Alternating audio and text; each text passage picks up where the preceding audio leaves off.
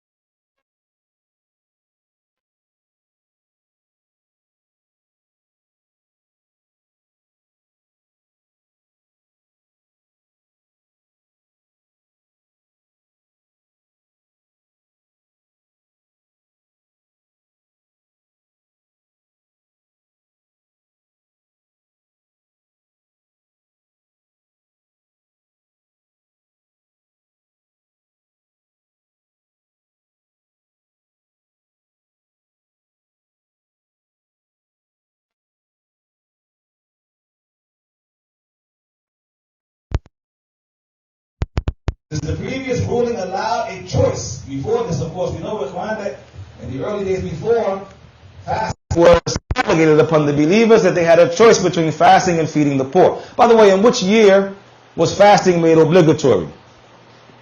What year Hijri? The second year of the Hijrah. The second year of the Hijrah. Ahsant. The second year of the Hijrah. So previously, ikhwan, before that obligation, as we know, the people had a choice between fasting and offering compensation. The fidya as it is called.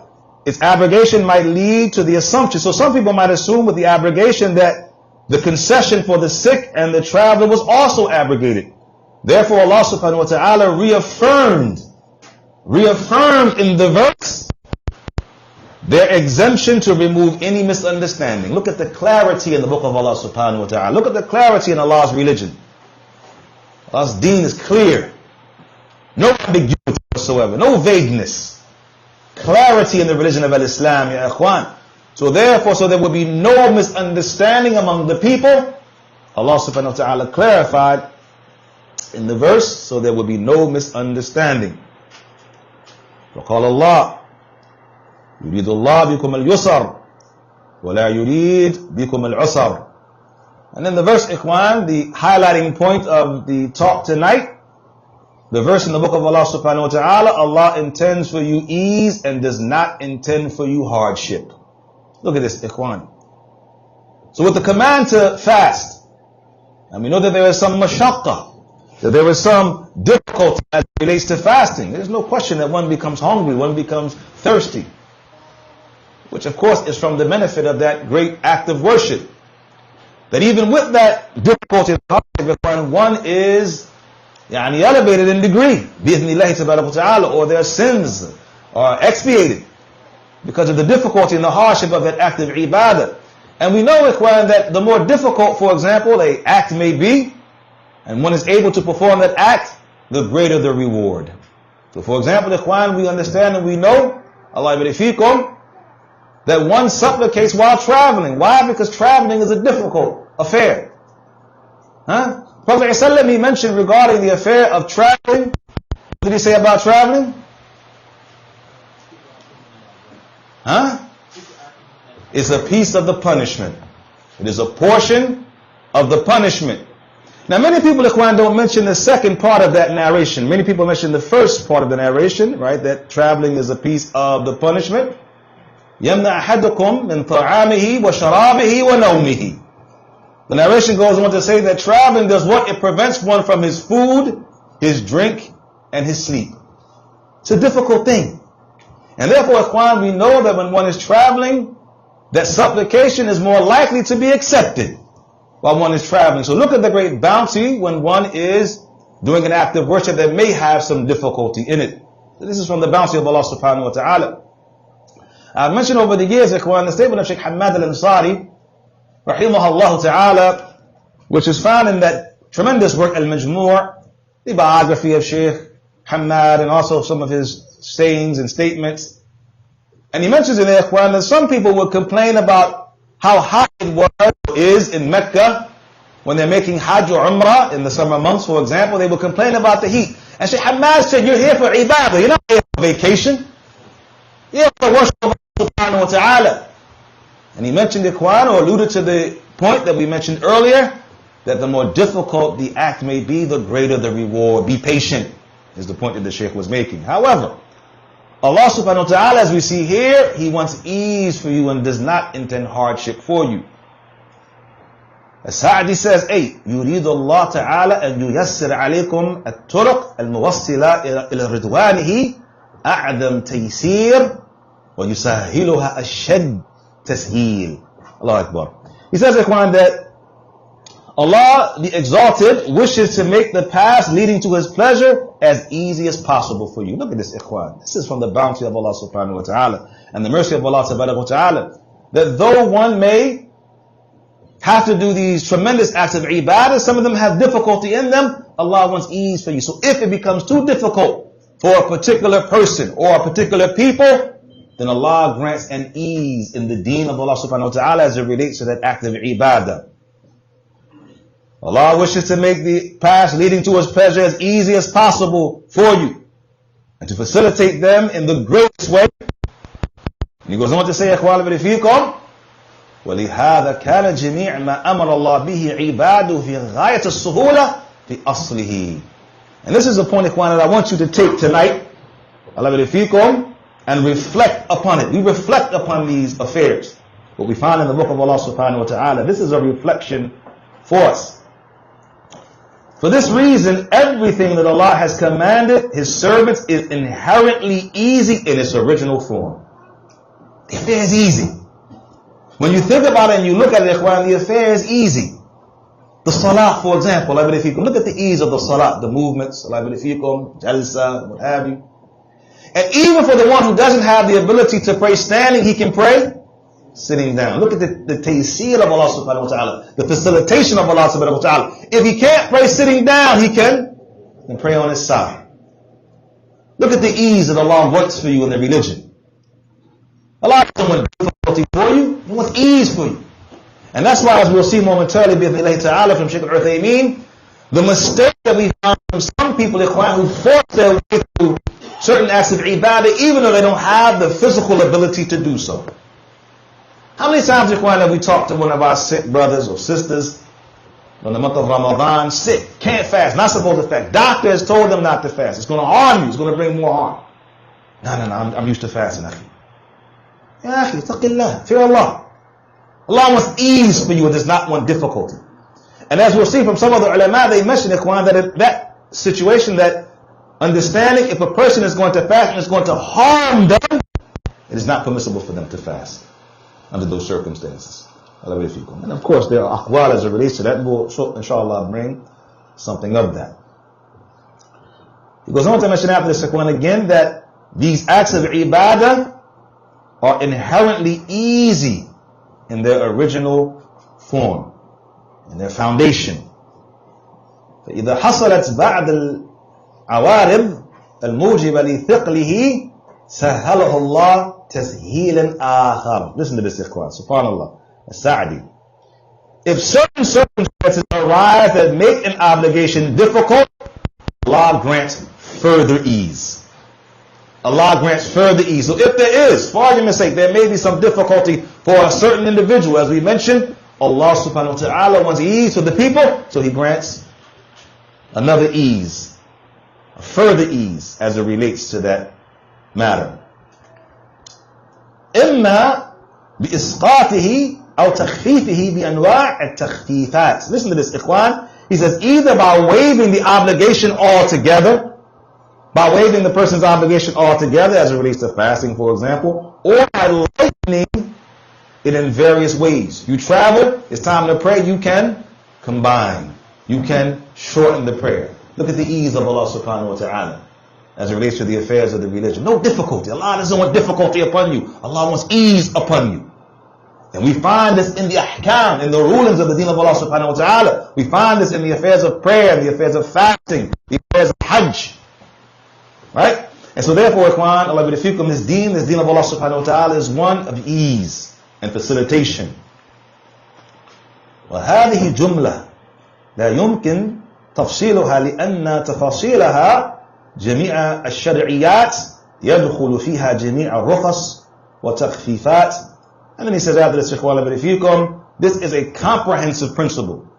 Comprehensive. And it includes so many matters, so many things that cannot be fully detailed, especially in these pages, he's saying, as it specifies, or its specifics, encompass all aspects of the Islamic legislation, including all exemptions and concessions. So there's so much to this issue, ikhwan. So therefore, this is something of an overview of the matter. Can you imagine how much more could be extracted and mentioned as it relates to this? He goes on to mention from the statement of Allah subhanahu wa ta'ala, وَلِتُكْمِلُوا الْعِدَّةِ, so that you may complete the prescribed period. Allah wants ease for you, does not want difficulty upon you, so that you can complete the prescribed time, the prescribed period. وَهَذَا وَاللَّهُ أَعْلَمْ لِأَلَّا يَتَوَهَّمْ مُتَوَهِّمْ أَنَّ صِيَامَ رَمَضَانَ يَحْصُلْ الْمَقْصُودِ مِنْهُ بِبَعْضِهِ. Allahu Akbar. Listen to this, ikhwan. Again, look at the precision of the ulama. Ikhwan, we've mentioned it so many times over the past, the thanks that is due to the scholars of Al-Islam. The great thanks that is due to the scholars of Al-Islam. We must have gratitude. Shaykh Muqbil used to talk about this, ikhwan, so much, that from the etiquette of the student of knowledge is having gratitude for one's teachers. And at the head of them, the ulama of Al-Islam. Because one of us may look at an ayah for 30 years and not extract the kind of benefits that we hear from the scholars of Islam. Allah bless them with the understanding. We look at a hadith for 20 years and we don't extract and benefit from it what the ulama have extracted from it and benefit. By the permission of Allah subhanahu wa ta'ala and by His bounty. Allah gives His bounty to whoever He pleases. Allah barifikum. So He says, this, and Allah knows best, He says, is to dispel any misconception that fasting a part of Ramadan would suffice in fulfilling its purpose. So Allah mentions the complete fasting of the muddah, of the entire month of Ramadan. And then He says, دفع هذا الوهم بالأمر بتكميل عدته ويشكر الله تعالى عند إتمامه على توفيقه وتسهيله وتبيينه لعباده. Allahu Akbar. And then He says, Ikhwan, to remove this misunderstanding, Allah commanded the completion of the full number of days. Upon completing the fast, one should express gratitude to Allah subhanahu wa ta'ala for His guidance, for His facilitation. Because Allah guided us to this deen of Allah subhanahu wa ta'ala. We thank Allah for His guidance. You think you got here on your own? You got here by the guidance of Allah subhanahu wa ta'ala. So we thank Allah subhanahu wa ta'ala for His guidance. And we thank Allah subhanahu wa ta'ala for His facilitation, for allowing us to make the fast easy for us. So Allah commanded us to fast and then gave us the ability to fast. So we are thankful to Allah subhanahu wa ta'ala for the opportunity and the ability. The opportunity and the ability came from Allah subhanahu wa ta'ala. And then on top of that, the Shaykh, he says, and Allah's clear instructions to His servants. So this deen of Allah subhanahu wa ta'ala, look at the perfection of Allah's religion. Look at the perfection of Allah's religion. Look at not only the simplicity of Allah's religion, but look at the comprehensiveness at the same time. Simple in the fact that the affair is made easy for us. Right? But at the same time, look at the many benefits that we can take from something so simple, the great rewards and the great bounty of Allah subhanahu wa ta'ala from this one point that the Shaykh is making here. Upon completing the fast, one should express gratitude to Allah subhanahu wa ta'ala, and we will see momentarily that the way you show your gratitude to Allah is by worshipping Allah subhanahu wa ta'ala alone. Tawheed.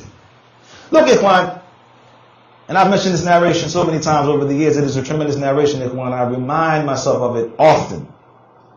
The narration where our Messenger sallallahu alaihi wasallam would pray so much so at night until his feet would swell up. As the wording says, it was split from standing all night. And our mother Aisha radiallahu anha, she said to the Messenger of Allah sallallahu alaihi wasallam, she said, you are one who your past and future sins have been forgiven, and you stand like that? If you won't keep standing like in that way, where your feet are swelling up to the end of that? And he said, should I not be an Abdul Shakur? Should I not be a thankful and grateful servant of Allah subhanahu wa ta'ala? Now this is the Messenger of Allah sallallahu alaihi wasallam, past and future sins forgiven. What are you doing? You have no guarantees. Where is your ibadah? Where is your worship of Allah subhanahu wa ta'ala? Where is your striving upon this affair in the deen of Allah subhanahu wa ta'ala? Let us be thankful servants of Allah subhanahu wa ta'ala, and from the ways in which we show our thanks is by worship, by ibadah, by standing for Allah subhanahu wa ta'ala and doing that which Allah has commanded us and refraining from those things that Allah has prohibited us. He says, if you can listen to what the Shaykh says, begin to clarify this point that we mentioned. وبالتكبير عند انقضائه ويدخل في ذلك التكبير عند رؤية هلال شوال إلى فراغ خطبة العيد. Now, how do you show this gratitude? The Shaykh, Shaykh Sa'di says, this gratitude is shown by glorifying Allah. We just mentioned it, by ibadah, by worship. It is shown by glorifying Allah subhanahu wa ta'ala, making the takbir, saying Allahu Akbar at the conclusion of Ramadan. The takbirat. This is showing your gratitude to Allah subhanahu wa ta'ala. Someone say, how do you show gratitude to Allah? You make the takbirat. You make the salah in jama'ah. You give the sadaqah, the charity, the zakat. Allah yabarik. This, ikhwan, is the means and ways in which a person shows his gratitude to Allah subhanahu wa ta'ala. This gratitude is shown by glorifying Allah At the end of Ramadan, at the conclusion of Ramadan, which includes the recitation of takbir, reciting takbir, upon sighting the crescent of Shawwal, the moon of Shawwal, until the completion of the Eid khutbah. So this, ikhwan, is from the ways in which a person shows his gratitude to Allah subhanahu wa ta'ala. Now, that's the end of the statement of As-Sa'di. I want to read quickly, ikhwan, but if you can, before we go into the statement of Shaykh Al-Uthaymeen, bidnillahi ta'ala, I want to read from the Tabari, from the tafsir of the Tabari. He brought some tremendous statements as it relates to this verse. He says, ikhwan, قال Abu Ja'far, Tabari, تعالى ذكره بذلك. Exalted is Allah subhanahu wa ta'ala, the mention of Allah subhanahu wa ta'ala, يريد الله بكم أيها المؤمنون بترخيصه لكم في حال مرضكم وسفركم في الإفطار. He says that Allah subhanahu wa ta'ala, after mentioning, of course, the verse, that Allah intends ease for you, He says, Allah intends ease for you, O believers, through His concession for you, allowing you to break your fast during illness and travel. Allowing you to break your fast during illness and travel. وَقَضَى عِدَّ أَيَّامٍ أُخَرٍ مِنَ الْأَيَّامِ الَّتِي أَفْتَرْتُمُوهَا بَعْدْ إِقَامَتِكُمْ وَبَعْدْ بُرْئِكُمْ مِنْ مَرَضِكُمْ. Allahu Akbar. And he says after this, that He shows His concession for you, allowing you to break your fast during illness and travel, and making up the missed days later, when you are settled, when you have returned to your residence, and you are well. You have become well from your sickness. You have healed or recovered from your illness. التخفيف عليكم والتسهيل عليكم. This is to make the affair easy for you. Allah is making the affair of the ibadah of worship easy for you. This goes back to what we mentioned from As-Sa'di earlier. That even if there may be some difficulty, some act of ibadah, in some way Allah subhanahu wa ta'ala makes the affair easy upon the people. لِعِلْمِهِ بِمَشَّقَّةِ ذَلِكَ عَلَيْكُمْ فِي هَذِهِ الْأَحْوَالِ. Why? To lighten the burden upon you and to make things easier for you, as Allah subhanahu wa ta'ala knows the hardship you would face in these conditions. So the person who was sick, ikhwan, the difficulty of fasting at that moment, at that time. The person who was traveling, we've already mentioned the hardship and the difficulty of travel. And so therefore Allah subhanahu wa ta'ala, ikhwan, has brought an affair of ease for the people. وَلَا يُرِيدْ بِكُمَ الْعُسْرَ. And Allah does not want difficulty upon you. Tabari He mentions, يقول وَلَا يُرِيدْ بِكُمَ الشِّدَّ وَالْمَشَقَّةِ عَلَيْكُمْ. Allah does not wish to impose hardship and difficulty upon you. Allah doesn't want that for you, ya ikhwan, labarifikum.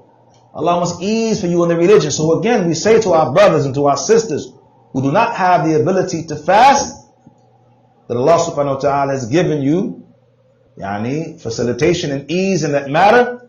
And there are other ways for the person, for example, will not be healed from that illness. He has a chronic disease. May Allah heal us all. Ameen. But under those circumstances, ikhwan, there is a compensation that can be made. So he goes on to mention, ikhwan, مَا عِلْمِهِ شِدَّ ذَلِكَ عَلَيْكُمْ وَثِقَلْ حَمْلِهِ عَلَيْكُمْ لَوْ حَمَّلَكُمْ سَوْمَهُ.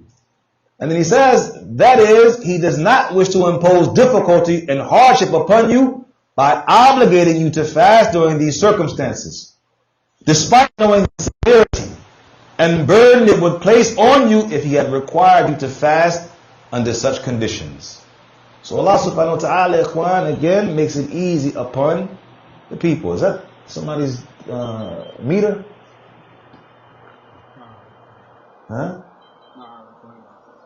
لا هذا من جهاز السكر أظن. طيب. Now we look at the narration, إخوان فيكم, عن محمد بن صالح. عن محمد بن صالح قال: قلت للقاسم ابن محمد: إنا نسافر في الشتاء في رمضان، فإن صمت فيه كان أهون علي من أن أقضيه في الحرب.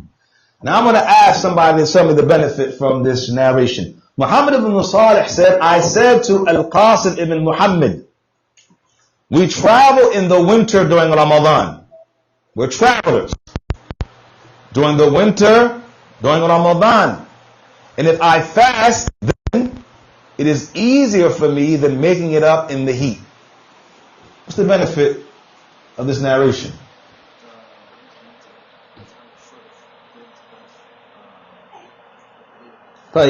So the days are shorter, so it's easier to fast. But what else? What's his point here?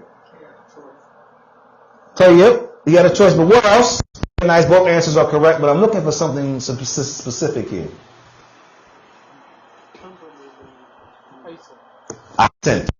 He's taking that which is easier. He wants to do that which is easier. As you said, he could have done this or he could have done that. He chose to do what was easier for him. He was traveling, so he could fast, right? You would think that there was ease in that. However, it's winter, the days are shorter, it's cooler. And if he waited the summer months when the days are longer and hotter, it would be a more difficult fast to make up. So he took that which was easiest for him. That's hikmah. It's wisdom from the scholars of the past, ikhwan. In the next narration collected by Imam Ahmad in his Musnad, عن ابن عمر رضي الله عنهما قال رسول الله صلى الله عليه وسلم إن الله يحب أن تؤتى رخصه كما يكره أن تؤتى معصيته. Shaykh al-Albani ikhwan authenticates this narration in Irwa al-Ghalil. The Messenger of Allah said on the authority of Ibn Umar, indeed, Allah loves that His concessions be taken. Allah loves that you take His concessions. The things He allows, His allowances, His concessions, be taken just as He dislikes that His disobedience be committed. Meaning that one commits disobedience to Allah subhanahu wa ta'ala. So we know Qur'an, from many narrations that we have read over the years, alhamdulillah, from Al-Kaba'ir, from Riyadh al-Salihin, from these many works that we have studied over the years, ikhwan, Ad-Dawud, Dawab, Al-Qayyim, severe affair, the severity of disobedience to Allah subhanahu wa ta'ala. So we know, ikhwan, how one is frightened from falling into the affairs of ma'asi, of disobedience to Allah subhanahu wa ta'ala. As much as Allah hates that you fall into those prohibitions, He loves that you take His allowances. Look at the deen of Allah subhanahu wa ta'ala. Look at the ease in the deen of Allah subhanahu wa ta'ala. Look at the mercy of Allah subhanahu wa ta'ala. And so Shaykh al-Uthaymeen, rahimahullah ta'ala, regarding this narration, ikhwan, he says, on Ibn Umar, and he mentions the narration that we just recited. And he also mentions another wording, ikhwan, وفي الرواية with Ibn Hibban, I believe, كما يحب أن تؤتى عزائمه. Right? Just as he loves that his obligations be fulfilled. So another word. We mentioned on many occasions the importance of bringing together those different wordings of the narration. It gives a fuller picture and more understanding. So Shaykh al-Uthaymeen, he says that there are three matters connected to this. First, concessions are mentioned in the narration. Ma'asi, sins are mentioned in the narration, and then azaim, obligations are mentioned in the other word. So three things that we can benefit from that narration. So Shaykh al-Uthaymeen, he says, أولا يقول إن الله تعالى يحب. First we read in the narration that Allah loves. And so look, what I love about Shaykh al-Uthaymeen here, ikhwan, is even though we're talking about a matter of fasting or ease in the acts of ibadah, the Shaykh going to bring it back to tawheed. We're going to bring it back to asma wa sifat, to the names and attributes of Allah subhanahu wa ta'ala, because that is the foundation. The tawheed is the foundation of our deen. What did Ibn Qayyim say, ikhwan? That every surah in the Qur'an is connected to tawheed. He said, no, rather, every verse in the Qur'an is connected to tawheed. Every single verse in the book of Allah subhanahu wa ta'ala in some way is connected to tawheed.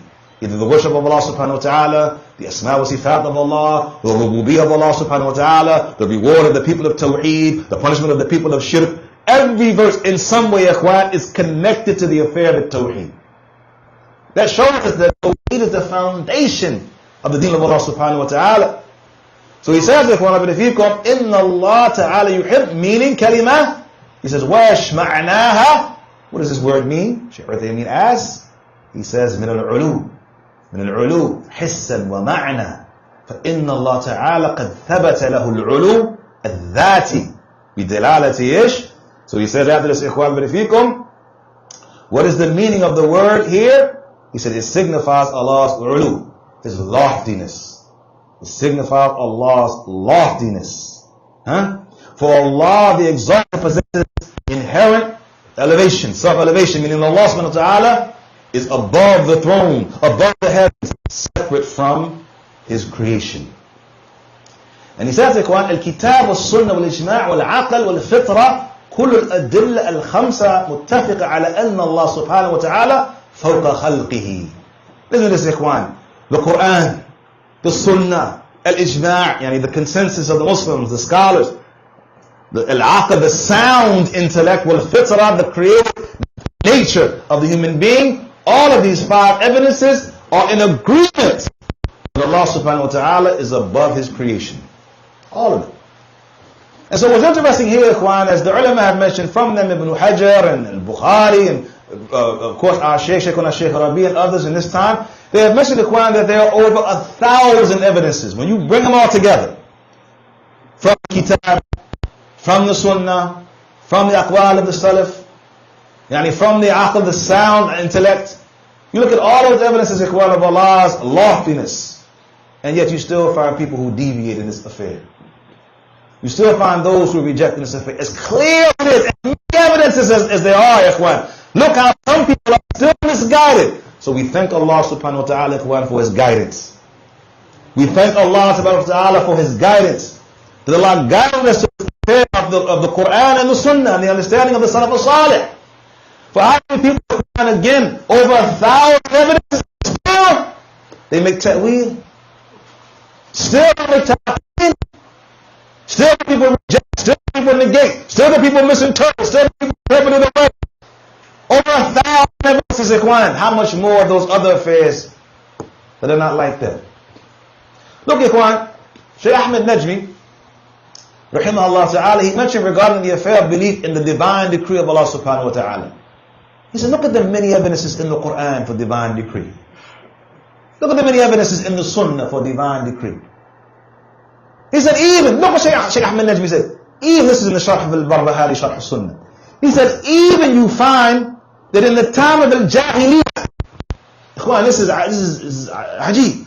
Even in the time of al-Jahiliyyah, you will find the people of Jahiliyyah, when something good or bad would happen to them, they would attribute it to Allah subhanahu wa ta'ala, meaning to the decree.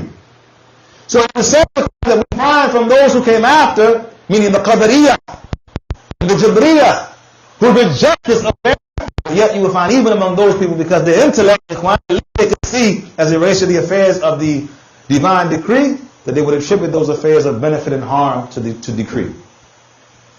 So again we say, how many verses in the Qur'an? How many hadiths in the Sunnah? How many narrations from the Salaf, and yet we still find that people who reject the divine decree of Allah subhanahu wa ta'ala. We thank Allah for His guidance. We thank Allah subhanahu wa ta'ala for His guidance, ya ikhwan. So these five evidences he mentions, what types of evidence? We should say, Allah fikum. They are in agreement, all of them, that Allah subhanahu wa ta'ala is fawq khalqihi, that He is above His creation.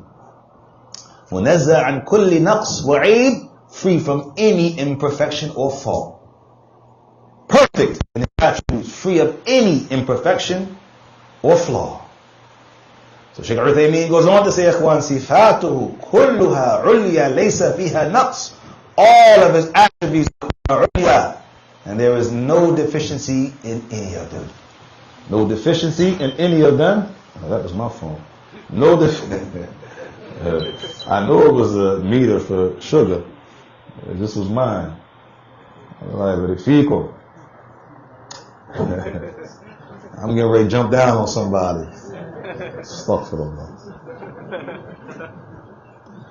طيب يا اخوان. Shaykh al-Uthaymin continues. وقوله يحب أن تؤتى رخصه. But first, before we move on, Look at how the Shaykh brings back to Tawheed. Back to Sifat.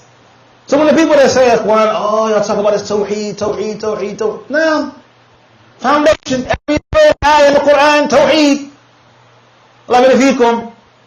And as we know from Shaykh Muhammad Abdul-Wahhab, rahimahullah ta'ala, that is from the greatest deceptions of shaitan for a person to say, I know Tawheed.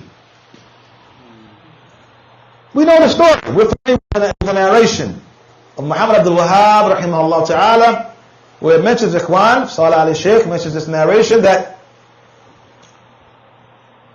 they had finished teaching Kitab Tawheed. And they wanted to decide what book they were going to study next, and so he had put it to the students. And some said this, some said that. And so he said, why don't we do Kitab Tawheed again? Start from the beginning. And I said, La Shaykh, we know Tawheed. We've studied Tawheed. Let's do something else. Shaykh said, Tayyib, khalas, we'll let some days pass, what have you. So it mentions in the narration, Ikhwan, that word came that there was a man, Allah fikum,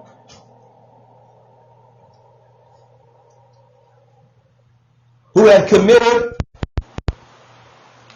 an act of incest with his mother. That was the narration that came. So they sent someone to go and check on the thing, Allah fikum. And so he sent this emissary to go check on it and to deal with it accordingly. And a few days passed, and when they came back and they asked the Shaykh what had happened with the emissary, they said, oh no, what happened was a family had moved into a home. So the other story wasn't true, it didn't happen. What happened was that a family had moved into a home and they had sacrificed a chicken, and they had poured the blood on the door of the blood of the chicken on the door allowed the blood to trail down, and he has so-called protection from the jinn. Now I want to mention something that just happened in this room. The same thing that happened with Shaykh al-Islam Muhammad ibn Abdul Wahhab. The same thing just happened in this room. When I mentioned incest with his mother, I saw your faces twist up. I heard people gasp in this room. I heard sighs in this room. But when I mentioned shirk, I didn't see a face move. That's what happened in the story. So when the Shaykh mentioned this, the first time that someone had committed incest with his mother, everybody fell out on the ground. But when he mentioned that they had done this act of sacrificing animal, pouring the blood on the door of the house, that's an act of shirk. And nobody moved the face muscle. And so the Shaykh said, there you go. We're going back over Kitab Tawheed. You don't understand Tawheed the way it's properly. We're going back through the book again. And so, Ikhwan, the shahid is that this affair of Tawheed is the fundamental affair of the deen of Allah subhanahu wa ta'ala. And even in a lesson like this, which is the Shaykh referring it back to the affairs of the Tawheed. So he says, Ikhwan, yuhibbu, and we mentioned that. Allah fikum.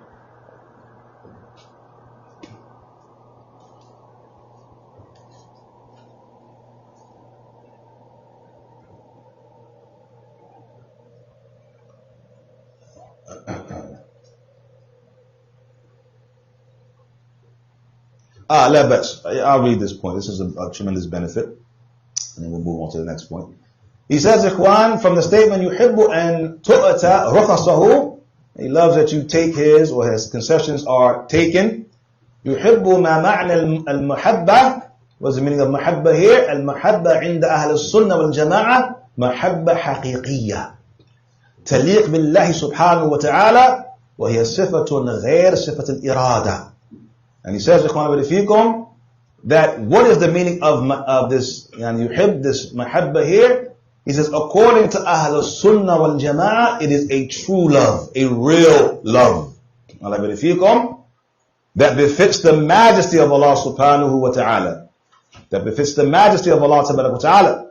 وَذَهَبَ أَهْلُ التَّأْوِيلِ. Now look how the Shaykh, he draws a distinction, the line between Ahl Sunnah and the people of the Ash'a'ira, min Ahl Tawil, and the people who interpret away the attributes. وغيرهم إلى أن المراد بالمحبة إما إرادة إنعام والثواب وإما الثواب نفسه. So the Ash'a'ira, Ikhwan, the people of of the Ash'aris and the likes of this ikhwan, they say that what is intended is either the will to grant blessings or rewards, or the rewards themselves. They interpret this hubb, this mahabba, they interpret it away. Ahl Sunnah, we say that it is a true love that befits the majesty of Allah subhanahu wa ta'ala. Now, why, ikhwan, do they interpret this away? Well, we know, ikhwan, because they are the ones who make the tashbih. They are the ones in reality who try to compare Allah subhanahu wa ta'ala to His creation. And this is why they fall into that affair. يقولون, the Shaykh, he says, لأن المحبة ميل الإنسان إلى ما فيه جلب منفعة أو دفع مضرة الله عز وجل منزه عن هذا. The Shaykh, he says, this is because they say al-mahabba, this word love, means an inclination of a person towards something that brings benefit or repels harm. Right? So they're saying, well, we can't attribute love to Allah because love means you incline towards something that's going to either benefit you or repel, or you stay away from something that's going to harm you. Right? And so the Shaykh, he says that Allah subhanahu wa ta'ala is exalted above this. Allah is high above that they attribute to Allah subhanahu wa ta'ala. And we know, ikhwan, laysa kamithlihi shay, that there is nothing comparable to Allah subhanahu wa ta'ala. So therefore, as the Shaykh goes on to mention, that love, that mahabba, is a love that is befitting the majesty of Allah subhanahu wa ta'ala. Now, so we move on, ikhwan, the narration collected by Al-Bukhari and Muslim. How long have we been going? 55? 45. The narration collected by Al-Bukhari and Muslim. عن عائشة رضي الله عنها قالت ما خير رسول الله صلى الله عليه وسلم بين أمرين إلا أخذ أيسرهما ما لم يكن إثما فإن كان إثما كان أبعد الناس منه. This narration is tremendous, ikhwan, but if you come, whenever the Messenger of Allah was given a choice between two matters. Now we mentioned that narration earlier, right? Of the scholar Al-Qasim ibn Muhammad regarding choosing the easier of the two affairs. That hikmah comes from the Sunnah, that comes from Al-Islam. Whenever the Messenger of Allah was given a choice between two affairs, he would choose the easier of the two. As long as it was not sinful. But if it was sinful, he was the farthest of the people from it. Now, we say to our brothers and our sisters again, ikhwan, when Allah has given them ease in an affair, they should follow the Sunnah. The Sunnah is to take the easier of the two affairs as long as there is no sin in it. So if you're going to fast and harm yourself, increase your illness, increase your sickness, put yourself on the brink of death, for example, wouldn't it be befitting, ikhwan, to follow the Sunnah and take that which is easiest for you? To take the rukhsah of Allah subhanahu wa ta'ala, the allowance of Allah subhanahu wa ta'ala? If one can't stand, ikhwan, one prays sitting. Huh? If one, ikhwan benefikum, can't stand or even sit, as we mentioned, then one lays down.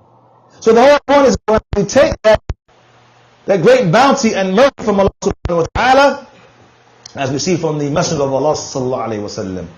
وقال ابن قدامة رحمه الله تعالى, the great scholar Ibn Qudama al-Maqdisi رحمه الله تعالى, he says in Al-Mughni, فإن تحمل المريض والصام مع هذا فقد فعل مكروها لما يتضمنه من الإضرار بنفسه وتركه تخفيف الله تعالى وقبوله رخصته. Listen to this, ikhwan, if a sick person endures fasting despite this, he puts himself in harm's way, he has done something disliked in the deen of Allah subhanahu wa ta'ala. He has done something makruh, disliked, because it involves harming himself, and there's no harming oneself, no harming others.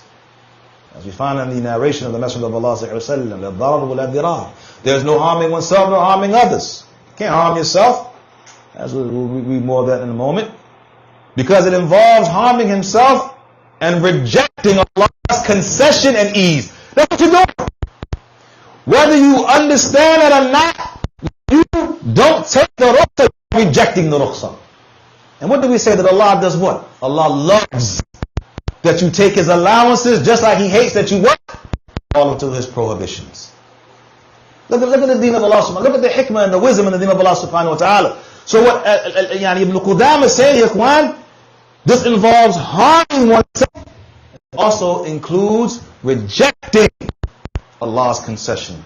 Allah gives you a mercy and you say, I don't want that. Allahu Akbar. Look at this, Ikhwan. This is what it boils down to. And so we are mindful of this, Ikhwan, as we worship. Shaykh al-Uthaymeen also, we'll read another point from Shaykh al-Uthaymeen on this regard. The Shaykh, he says, Ikhwan, وَبِهَذَا نَعْرِفْ خَطَأْ بَعْدِ الْمُجْتَهِدِينَ وَالْمَرَضَاءِ الَّذِينَ يَشُقْ عَلَيْهِمْ الصَّوْمُ وَرُبَّمَا يَضُرُّهُم. The Shaykh says, and from this, we understand the mistake of some of those who are sick, and yet they still persist in trying to fast, even with the harm and the difficulty it may have upon them. وَلَكِنَّهُمْ يَأْبَوْنَ يُفْتِرُونَ. They refuse to break their fast.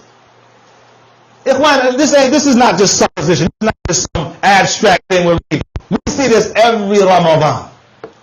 Every year we see this from our brothers and our sisters. The same behavior. The Shaykh, he says, Ikhwan, Shaykh al-Uthaymeen, he says, rahimahullah ta'ala, they refuse to break their fast, فَنَقُولُ. So we say, إِنَّ هَؤُلَاءَ قَدْ أَخْطَأُوا. These individuals have erred. They are mistaken. They are in error. حَيْثُ لَمْ يَقْبَلُوا كَرَمَ اللَّهِ عَزَّ وَجَلَّ. Because they have rejected Allah's bounty. They have rejected Allah's mercy upon them and Allah's generosity. And they have, he says, Ikhwan, وَلَمْ يَقْبَلُوا رُخْصَتُهُ. And they have not accepted or they have rejected his allowance. As we mentioned from the statement of Ibn Qudama al-Maqdisi. So, Shaykh al-Uthaymeen, look what he said after this, Ikhwan. وَأَضَرُّوا بِأَنفُسِهِمْ. And they have harmed themselves. وَاللَّهُ عَزَّ وَجَلَّ يَقُولُ وَلَا تَقَتَلُوا أَنفُسَكُمْ. And Allah says, don't kill yourselves. This is the command of Allah. Allah has prohibited you from harming yourself. So if something is going to harm upon you and you do it anyway, you are disobeying the command of Allah, the prohibition of Allah subhanahu wa ta'ala. You are disobeying the prohibition of Allah subhanahu wa ta'ala. You're going to go ahead and harm yourself anyway? And Allah said, do not kill yourselves. Do not throw yourselves to destruction. You're going to do it anyway? La ya akhwan. Allah wants ease for us in the religion, and He wants us to take His allowances and His permissions, just like He hates that we fall into His prohibitions. Now, I want to end on a very important point, Ikhwan, here, because we are people of balance, and we are people of the middle course, Sunnah wal Jama'ah. So I wanted to read from Shaykh Ibn Baz, rahimahullah ta'ala, regarding the matter of tatabbu' rukhas, those who chase after concessions. And I'm not talking about the concession is there for you. I'm talking about looking for one. They trying to find anything they can do to get out of doing an active ibadah. And so Shaykh Uthaymeen discusses this, Ikhwan, about those individuals, for example, who travel purposely so they don't have to fast. No, Shaykh Uthaymeen discusses this, Ikhwan. There's fatwa from the Shaykh on this regard, the sin of that affair. So Shaykh Ibn Abbas, he says, regarding those who chase after the allowances. Shaykh Ibn Abbas says, عَلَيْكَ أَن تَأْخُذْ بِالدَّلِيلِ. The Shaykh says, you must follow evidence. لَا بِرُخَص. Don't follow after allowances. قال بعض السلف من تتبع رخص تزندق. Allahu Akbar. Shaykh Uthaymeen said, or Shaykh Ibn Abbas says, one of the Salaf said, whoever chases after them will end up in heresy. Will end up in heresy. Heretical. Chasing after rukhas. The Shaykh, he says, كل مذهب يكون فيه بعض الأغلاط. Every method, every school of jurisprudence has mistakes. All of them. بعض الأخطاء من بعض أتباعه أو من الإمام الذي هو منسوب إليه. Sometimes from the followers of that madhab, and sometimes from the very imams that they are named after. Those mistakes come from them. As we know, كل يؤخذ منه ويرد عليه إلا صاحب ذلك القبر. We take something from everyone and reject something from everyone except the inhabitant, the one in that grave, meaning the Messenger of Allah sallallahu alaihi wasallam. So the Shaykh, he says, أنه غلط في بعض الروايات وأنه خفي عليه بعض الأحاديث فطالب العلم لا يتتبع الرخص. So he says, every school of jurisprudence, we said, contains some errors, whether from its followers or even from the imam it is attributed to. He may have erred in some narration, or some hadiths may have been hidden from him. He didn't know about them. We know this from the narrations of the likes of Shafi'i and others. Sometimes the narration don't reach them. Like the narration they mentioned on Imam Malik, regarding the cleaning between the toes with the pinky finger in the wudu. We know Allah Fikum as it relates to that narration, that he wasn't aware of it according to the narration, and that someone had informed him that, I believe it was Layth in Misr, Al-Zahir wa Layth in Misr, had mentioned the narration, and it was mentioned to Imam Malik, and as the narration mentions that he began to practice that act afterwards, meaning when the narration reached him, it became his madhab. And this is what the Shafi'i and others have said, Allah Fikum, that the authentic narration is my madhab. If you find an authentic narration, that is my school of jurisprudence. So he says, after Shaykh al-Baz, he says, or some ahadith, some narrations may have been hidden from him. Thus, the true student of knowledge does not seek after concessions. They don't chase after or seek after concessions. And then the Shaykh said after this, إِذَا كَانَتْ الْمَسْأَلَةِ خِلَافِيَّةً وَمَا هِيَ بِمَسْأَلَةِ إِجْمَاعٍ فَهُنَاكَ رسائل بين أهل العلم وطالب العلم يتحرى الدليل. Now this question comes up so often, Ikhwan, if there's a difference of opinion, what does one do? I've heard this question so many times over the years. What does one do? Shaykh al-Uthaymeen, Shaykh ibn Baz, he says, and if a matter is, there's dispute in the matter, and it's not a matter of consensus, for example, among the scholars of the religion, then there are discussions among the scholars regarding this. It's sort of a give and take as it relates to the issue. The Shaykh says that the student of knowledge should examine the evidence. The student of knowledge should look to the evidence, not just say, okay, I'll take this one because it benefits me. Right? No, look to the evidence to see what he believes to be the strongest of the two opinions. We used to ask Shaykh Muqbil this question, and the Shaykh used to say constantly, Shaykh Muqbil, that if there's a matter of hadith, for example, and the scholars differ regarding the authenticity of that narration and its weakness, he says, as a student of knowledge, if you have the ability to do so, then you should go through the narration and strive to arrive at what you believe to be the truth, to the best of your ability. And even Shaykh Muqbil would say that even the common person shouldn't just give up like that. They should ask questions to try something. And the example the Shaykh gave of that Bedouin who came to the Messenger of Allah sallallahu alaihi wasallam, I'm sure you're aware of the narration, and he said, they're telling me that you're saying we have to pray 5 times in the night and the day. Is that from you or from Allah? He's asking the question. It's a Bedouin. He's asking the question. He want to know. Is that from you or is that from Allah? It is from Allah. They're telling us you're saying that you got to fast the month of Ramadan. Is that from you or is that from Allah? Right? So the point that the Shaykh is making, Shaykh Muqbil, to mention this narration, is that even the better often not close to the surface of learning, he wants to keep asking questions to strive to arrive at understanding of his religion. And so what Shaykh al-Baz is saying, Ikhwan, is the student of knowledge, Ikhwan, that he strives to examine the evidence to arrive at what he believes to be the truth. Again, not just say, okay, well, the 2 scholars are different on the issue, so I'm going to go ahead and I'm going to ride with this one, because it fits what my desires want. And by the way, that's not to say that the Shaykh who made their rulings upon that. Rather, the Shaykh has went through the evidences and has striven to arrive at that point, right, by the proper channels and the proper means. We're talking about this person who now is just trying to take the rukhsah wherever he can find it. That's the point that Shaykh Ibn Baz is mentioning here, rahimahullah ta'ala. So the Shaykh, he says that he yataharrat dalil. He examines the evidence. وَيَنْظُرْ فِي أَقْرَبِ الْقَوْلَيْنِ, and then he looks, Ikhwan, into the stronger of the two evidences and the one closest to what he believes to be the truth. The same thing Shaykh Muqbil said regarding this issue. فَيَأْخُذْ بِمَا قَامَ عَلَيْهِ الدَّلِيلِ. So therefore, Ikhwan, he takes that which is supported by evidence. He takes that which is supported by evidence, لَا بِتَتَبُّعْ الرُّخَص. not by chasing after concessions. And that, ikhwan, is what we wanted to mention tonight. Bi-idhnillahi tabaraka wa ta'ala. Wa jazakumullahu khairan. May Allah reward you. We ask Allah subhanahu wa ta'ala to allow us to reach the blessed month of Ramadan and to be from those who strive upon this affair of ibadah, and that we take the allowances that Allah has blessed us with in those acts of ibadah, as Allah loves that you take His allowances, like He hates that you fall into that which He has prohibited. Jazakumullahu khairan.